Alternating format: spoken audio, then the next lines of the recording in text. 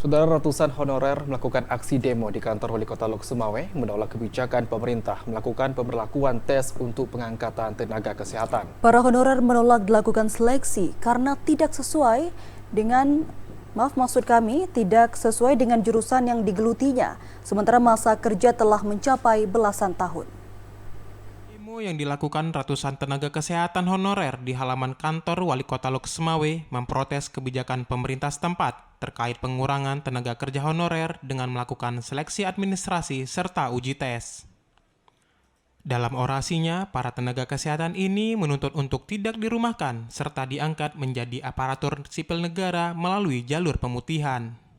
Dalam aksi ini, pihaknya membawa beberapa poster penolakan terkait upaya pemerintah daerah untuk merumahkan mereka.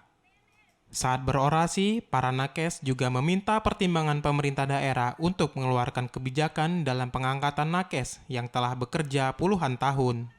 Salah seorang pendemo, Idayanti, mengatakan pihaknya menolak untuk mengikuti ujian pegawai pemerintah dengan perjanjian kerja atau PPPK dan ujian tenaga bakti daerah atau TBD tahun 2023 karena dinilai posisi tenaga kesehatan menjadi prioritas secara nasional.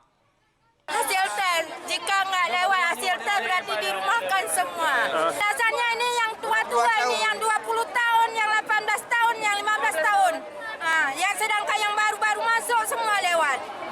Malah tanpa tes lewat.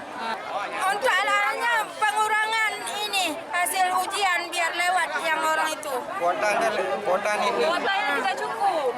Kayak dokter 35 orang yang diterima 10 orang, berarti yang 20 sekian itu gol, enggak dirumahkan juga. Pokoknya kami nuntut sampai kapanpun. Kami nuntut hak kami yang 20 tahun ini, 18, 15 tahun, jangan yang baru-baru dilewatkan.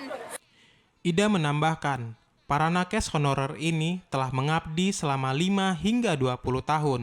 Bahkan mereka menerima upah tidak penuh waktu dengan gaji Rp300.000 per bulan. Ida juga menambahkan, saat pandemi COVID-19, para nakes ini menjadi garda terdepan meski tidak menerima upah tunjangan penanganan COVID-19 dari pemerintah. Sehingga dirinya berharap adanya pertimbangan dari pemerintah untuk tidak melakukan pengurangan tenaga kesehatan.